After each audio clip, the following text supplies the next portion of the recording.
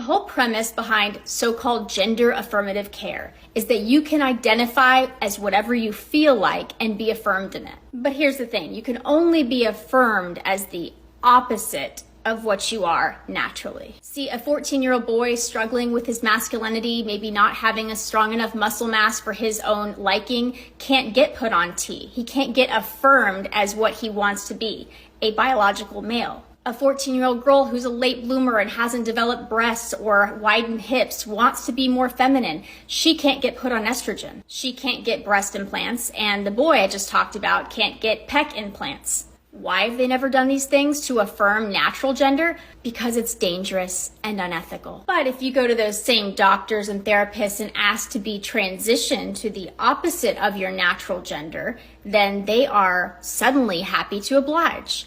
It somehow becomes healthcare and ethical. In fact, they accuse the people who want to stop child mutilation, chemical castration, and sterilization as being the unethical, evil ones. These mutilation activists aren't affirming children, they're converting children. Gender affirmative care is conversion therapy. This is wrong. This is a black and white issue. There is no gray in this. We should not medically transition children. These children will be more suicidal after they medically transition. You guys are all messed up. We're butchering an entire generation of children. And the facts are is these kids are starting to kill themselves, but nobody will listen. I'm urinating in the middle of London because of a bottom surgery that's completely and totally experimental.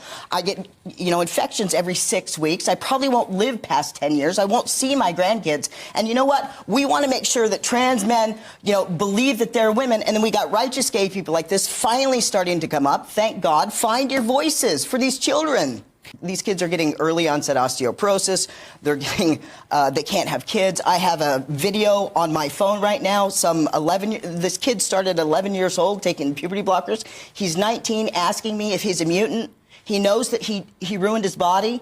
But who is he? He's a man, but I was a woman, but I destroyed my body. And then here, all we're doing is we want to make sure that trans women. This is wrong. This is a black and white issue. There is no gray in this. We should not medically transition children. And shame on people that are afraid of losing jobs. Shame on gays and lesbians for not speaking up. Shame on doctors. Shame on therapists, because I get those emails. I get people that think that they are mutants. I get people that are killing themselves. I get people calling me with guns in their mouth.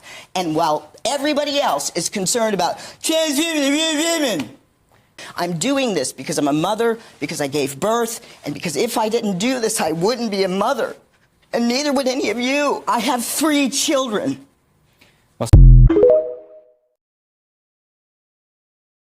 The mental health effects of testosterone were profound. I began experiencing uncontrollable episodes of rage and paranoia where I was a danger to myself and others. As a D-trans woman myself, I can tell you absolutely that testosterone will drive you insane. You will have all sorts of thoughts and urges and problems that you will not understand, and your doctors will also not understand. And instead of getting you off the medication, no, they'll prescribe you other forms of testosterone, but only the brands that they get kickbacks from.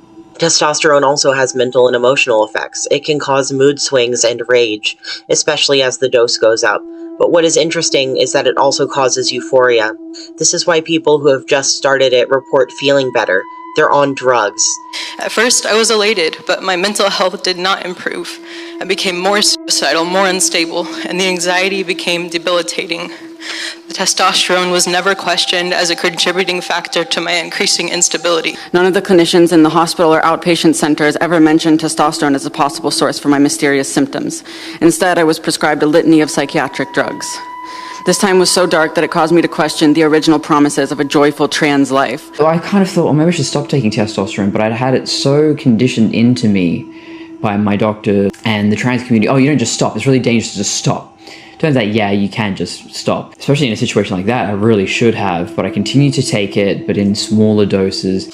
I was in and out of mental hospitals 6 times while being affirmed as male and supported in my decision to transition. I was also diagnosed with complex PTSD and OCD during this time. And after 5 years of identifying as transgender, I stopped taking testosterone and began the journey of detransitioning. My mysterious new mental illness went away soon after and has never returned.